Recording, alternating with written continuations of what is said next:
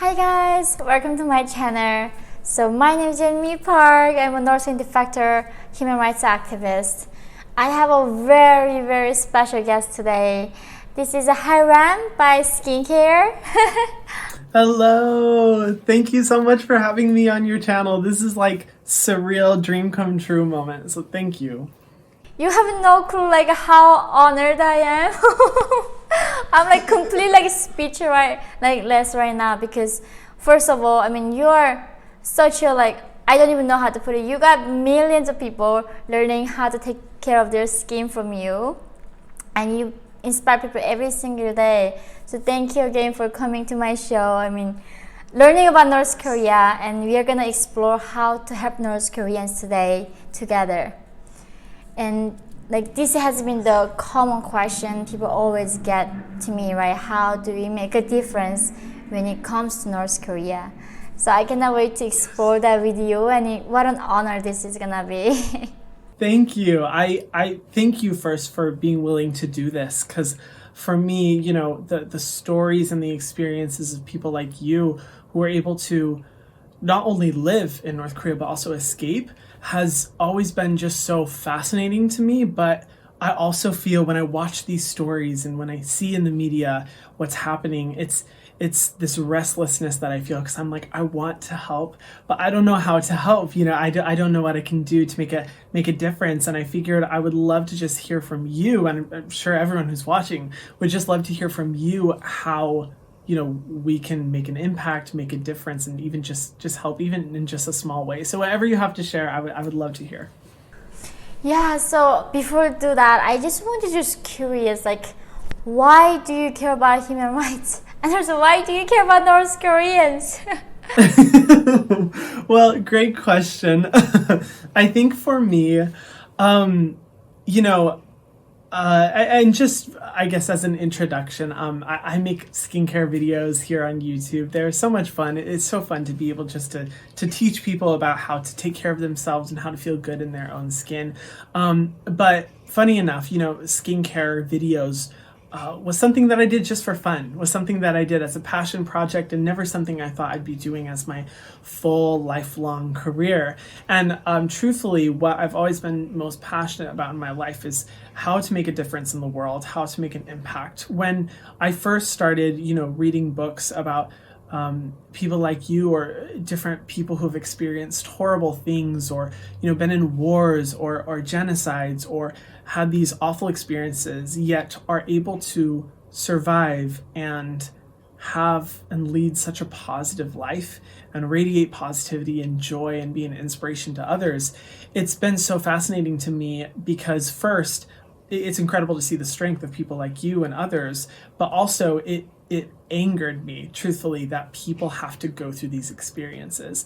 And I remember as a teenager, you know, watching movies like Hotel Rwanda, or watching documentaries about, you know, different wars and genocides, and people having these horrible experiences happening to them, and just pacing in my room and thinking, this is not right. I have to do something to make sure that people never go through these experiences, because it just doesn't feel right that I get to lead this life of privilege and never having to worry about those things, while people around the world experience that and they don't deserve it. And the same thing happened, you know, with learning about North Korea. I think when I started reading biographies and autobiographies about different experiences there, it was first off fascinating to me, because I think a lot of people are so interested to see what life is like in such a, you know, cut off country that is, you know, completely different than a lot of other countries in the world. But also, for me, I think a lot of people just don't realize how horrific and how many terrible things are happening. And I in my life, the last thing, my biggest fear is always being ignorant about something. I hate not knowing what's going on or not being educated, and I always want to soak up as much information as possible. So the fact that people like you experienced all these things, but so many people around the world don't know about it, is for me something that I'm like, no, that has to be changed. We have to talk about these stories. We have to spread this message, because the more people know about it, the more pressure people in powerful places will feel to make a change, to make a difference, and the more power we have as a collective society and as a world to actually make a positive impact. So I'd say that's the reason I'm so passionate about it. And honestly, just reading your book and reading your account and the things that you went through as a teenager, no one should ever have to go through those things. And it makes me like mad, but in a good way, in the sense that I'm angry that people have to go through this, but it pushes me to want to make a difference. And I hope other people can experience that as well, to where we feel obligated and motivated to actually make a change. So that's the reason why I'm so glad I get to meet and talk with you, and why I do want to know about how to make a difference, because as much as I want to, I think it's best to actually hear from you. And if anything, I hope it helps people who are watching to also feel like we need to do something. We have to change what's going on. And if we lead our lives just not doing anything to make a difference, whether it be for North Korea or whether it be for other people struggling around the world, to me, that's not a life fully lived. And I want so much more out of life to be able to help people. So that's how I hope I can help. Yes, you're like a unicorn. Oh. You have like the heart of gold. Thank you. I'm just like, how is it possible? Like, how can someone like that exist? I mean, honestly, you have read my book, right? And it's been very challenging when it comes to North Korea. And in some ways, like, we can like completely drop this video afterwards if you hear what I'm saying. I feel bad that I was getting into this North Korean human rights issue, because North Korea seems like everybody agrees, the things happening in North Korea is a Holocaust. The UN says in 2014, like, only thing that is resembling to North Korea, what's going on in there, is a Holocaust that we found in our history.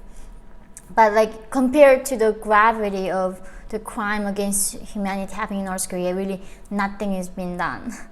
And right now, even current government, right, even the previous one, all the same governments do nothing about human rights in North Korea. And this has been, I wonder, like, why? Why on earth people having money to go to the moon or the Mars and people trying to expanding to a different planet, yes, they are not even trying to explore our own Earth. It really bothered me to keep questioning what is being a human even means. And I think so you're here and I'm like trying to like talk to you how we can help North Koreans. Is because it's in a way, in today's political climate, China is such a bigger piece that that I was sold in China as a slavery. And modern day slavery is happening right now in this very second. And nobody is passionate about talking about slavery. They are okay talking about something happened a long time ago. But right now, the things happening, really nobody in the mainstream want to come out and talk about it.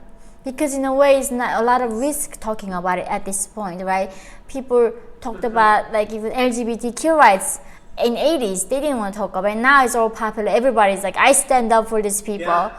And like, yeah, I think you may be related. This is exactly the same thing. Right now, talking about North Korea does upset China, and everybody want to have a capture Chinese market. And that's why it's been, every time we tried, it failed because we were just not able to reach the mainstream. And so that's why I was so shocked, like someone like you in the mainstream, like caring about people in North Korea starving and being sold in China. I was like, what's wrong with him? I literally thought, is he like joking? You know what? If I'm weird for that reason, that is okay. If we need to stop thinking.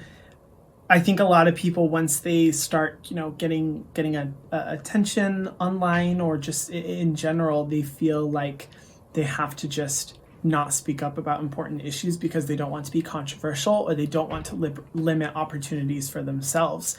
And to me, it's not okay, because you are putting, we have the power to be able to talk about these things on such a large platform. And one of my goals for this year is to talk about more important issues like this on my channel, to use my platform to talk about bigger issues. And like you said, a lot of people don't want to, and I don't think that's right. So if that makes me the weird one out, if that makes me crazy, that's okay. I'm okay with that. You're so brave. I'm like just tearing up thinking about like how can somebody like doing this for my people.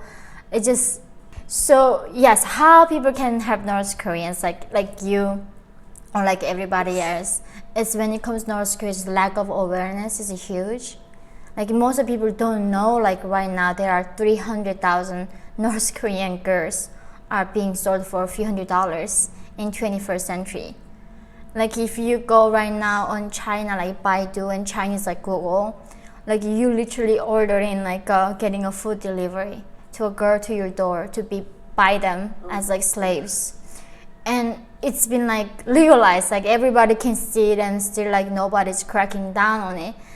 And so this is a very important thing that we can raise awareness about. People should know that's how we can demand the politicians and the world leaders in the West in freedom can fight for these people. And second is really like getting involved with a lot of nonprofits. So if you read my book, right, the missionaries rescued me from China to Mongolia. There are undergrounds, nonprofits, still rescue defectors to freedom. And you can think of this like almost during the Holocaust. The Schindler List, remember? He was buying these people in their factory. And exactly the same thing, if we have $2,000, we can save one life from North Korea to safety. And yeah, so I think this kind of things can be done when it comes to North Korea, but most people think, oh, there's nothing can be done, so therefore it's okay, I don't need to do anything about it. So yeah, basically just two things: talk about it, keep aware, like don't be ignorant, learning about things, and two, you can get involved and rescue North Koreans and make them free every single day right now. Yeah, that is amazing and so important, because like the first thing you said, talking about it, people underestimate the importance of just sharing information, telling other people, and spreading it as far as you can. I think a lot of us think, oh, you know, we're not anyone, no one's gonna listen to us, it doesn't matter if I talk about it or if I don't talk about it, because what is that gonna do? And it's the complete opposite. We've seen movements, we've seen revolutions rise up just because of messages being spread, just because of, you know, people talking about the actions of other people and wanting to stop that from happening. And, you know, even though, like you said, it seems disconnected, the least we can do, the very least we can do, is talk about it, is share it. That's one of the reasons I loved sharing your book with my friends and saying, you know, forcing them to read it is because I wanted to, you know, them to be aware. I remember sharing your video as well at the conference, talking about your experiences, because, you know, if it moved me, if it moved others in the way that it moved me, that may help them to make an actual impact. So I love that you shared that. But second, with a, you know, nonprofit, and like you said, $2,000 to be able to help someone escape, that is incredible. And I'm going to start making donations right away, because that is so amazing. I mean, I think a lot of times in the USA specifically, there's so many people making so much money. We don't think about how far even just a little bit of money can go in making an impact. And $2,000 for a life, that's nothing, you know, like that's so little for so many people who live here. And for a whole life, you know, you think about how much you would pay for a sister, for a brother, for a child, for a parent, how much you would be willing to put on the line to be able to give them access to freedom. $2,000 is nothing in comparison to that. That's amazing. And even like, it's like I went to came to America learning about this brands, you know, go to department store. A handbag costs more than my life. And I know, I was sold for $265, something $75, less than $300. And I was actually more expensive than my mom because I was virgin. And somehow virginity is very expensive in China. And my mom was sold for $65 in 21st century. And sometimes it's really like hard to comprehend and map that around, like be okay with that. It's for me to like how it's possible, right? How as a humanity are we allowing this? Yeah. And like when I was reading this book called The Man Searching for Meaning by Victor Victor Frankl. He talks about like the humans enablers, like they created Holocaust, but though another humans like going through that. So such an interesting thing, like we can choose our path. And I think we are in front of the same question again, the moral question, like who are we if we are going to let this happen continuously? And so I'm so grateful that you took your stance and talking about North Korean people, even though it's not a most fabulous thing to like talk about right now. No, of course. And, you know, like I said, talking about it, I think you're such a good example, I think, of someone who's able to live a full life, enjoy the things. We were talking in the video that we did together on my channel about experiencing all the different types of fun things in life, you know, and living life to the fullest, but also equally being, you know, driven and passionate about helping get people to freedom and escape what you had to go through. And I think a lot of times what we think is that if we want to make a difference in the world, you either have to abandon all pleasures and abandon any type of normal life and fully like commit to just, you know, living your entire life doing good, or the polar opposite, just letting other people do that and not doing anything to make a difference. But what's most powerful is as many people as possible making even small changes. So even if you are someone who loves, you know, designer clothing or loves, you know, the different, you know, pleasures of life like that, still at the same time, you know, donating money to these causes, talking about these things, using, you know, if you buy, you know, like one thing I like to do is every day when I wake up, I like to spend $100 on a nonprofit organization, or just choose one. And it's like my favorite thing to do at the beginning of the day, just because I feel like I'm, you know, making an impact. And by no means am I, you know, Nelson Mandela, or am I, you know, someone like you know, I haven't, you know, yet committed my life to these huge things, and I feel like for the majority of people they never will commit themselves at that level. But the great thing is that to make a difference, you don't have to. It's small changes, it's little things that you can do, donating what, you know, the little bit of extra money that you have, or if you buy a designer item, you know, spending that much money on a nonprofit too, or, you know, just making small changes, I think is the one of the most important things. I don't know if you agree. I absolutely agree with you on that. It's like it doesn't have to be two extremes, right? And I think nowadays we can pursue so many things. Like you help people to have better skin and feel good about themselves. And I cannot wait for them to watch you, because so many people are actually curious about skincare. You have no clue. And I'm so grateful. Like I got this like once a lifetime opportunity to talk to the best skincare like expert. So maybe before I let you go, you can like share 2 tips with everybody on this universe, you know.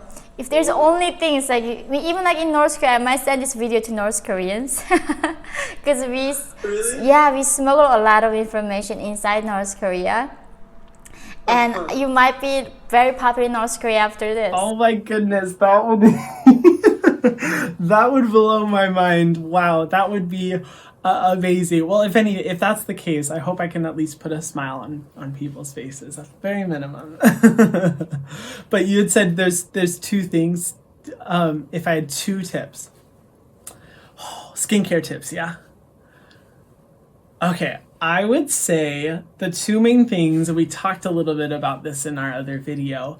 If you have access, wear sunscreen. It's the most important part of a skincare routine. It will prevent the most damage. It will prevent the most aging. It's best for your health, and it's the best thing that you can do for your skin is just to wear a sunscreen every day.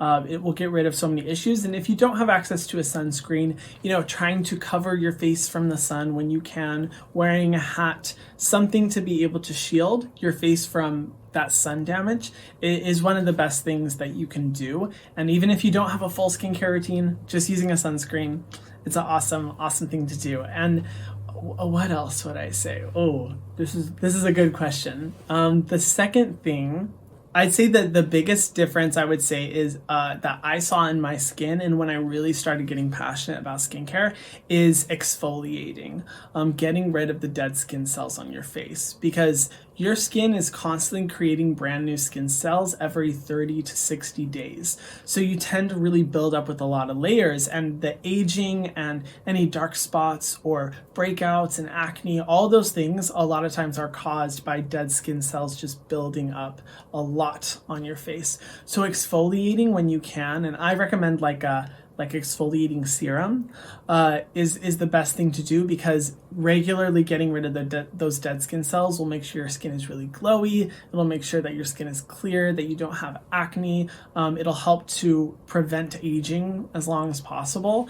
And using like an exfoliant and a sunscreen are just two of the best things that you can do for your skin. So I would say those are my top 2 recommendations. Okay, I think like North Koreans just heard you right now. They're like writing the list down. Writing down that Yeah, it's like what you said, like because nowadays in North Korea we've been using like umbrellas during the sun to protect us because we don't have sunscreen. So that really helps. It does. Yeah, even a lot of times more than sunscreen, because having a physical shield can really make sure to filter out a lot of the light, as opposed to just using a sunscreen cream. So a lot of people here in Hawaii, they do have their umbrellas, and even I used to do that sometimes I still do, just to cover yourself from the sun, because it's like it's just important. Whatever you can do to shield yourself from the sun, it's great. Yeah, oh my god, that's hilarious and so adorable. You're carrying an umbrella. No, Yeah. Yeah. So do you have any question for me to end, or? I'd say, if you have any, I would love to know what top organizations you recommend, or even if you put them in the description box below, or tell me right now. I would love to know like what organizations you recommend, and where we can find them, and where we can donate. That would be amazing. Yeah, I mean, thank you for asking that question, because I think I'm not sure how familiar you've been donating to NGOs, but some people can be the first timers. Usually when I tend to donate, like after I've been working with them for the last 10 years, the smaller ones, the ones has like really bad websites. Those are the actually ones really do the good work, because the ones with the like nice staff, the nice website, all of them, because the money that you give to usually goes to like 60%, even up to that percent goes to staff, the maintenance cost. And I will definitely put the links below, and those are the ones that I'm gonna recommend. You're gonna like find like their website so crappy, and like, do they really do this work? And because especially when it comes to North Koreans, like they try to save every penny they can to use all that money to rescue. And I think the ones that I'm gonna recommend usually based in South Korea, because the hiring people are cheaper in South Korea, and that's how they can dedicate more resources to their programs rather than maintaining their organization. So whenever you pick an organization, don't pick the fancy ones, the ones have nice galas, like nice t-shirt, like all of that. Usually, that they are just wasting too much money on those things. Yeah. I love that you said that, actually, because I used to work for 2 different nonprofits, and one of the things that I did was working to make sure that that they were actually empowering the people. I think what happens with a lot of nonprofits, people who start the organization think that they know how to fix the problem. They go to the location, wherever it is around the world, they try just pouring money at it, or trying to fix the problem, but don't actually understand what the real issues are, because it's not led by people who have actually been through those things. And one of the big things that I saw is that a lot of the bigger nonprofit organizations are not ethically using the money, and it was actually the smaller organizations that are, you know, built by people who have actually been through it, that don't have a lot of funding, that don't have, you know, a lot of attention or popularity. Those are the ones actually doing the most work, because it has a smaller team and the team is connected with the actual people who need most help, rather than these large scale nonprofit organizations that spend so much money on advertising and videos and website design and, you know, fancy gala dinners and, you know, different things like that, and where they're actually putting, you know, as much money as possible towards the real issues. So I love that. And personally, whenever I donate to nonprofits, I usually go for like the small websites, the ones where you're like, where's the donate button and who am I supposed to email, you know? Those are my favorite ones to donate to. Wow, so I mean, you're so educated in this world. I'm actually learning from you too right now. Well, it's an exchange. I'm learning so much from you. I'm glad.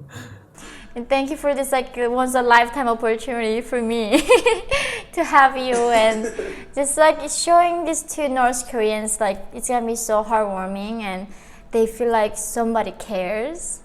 You know, the hardest feeling is like I feel like nobody cares about what's happening to my people, and seeing you just there, it feels so much like, you know, support.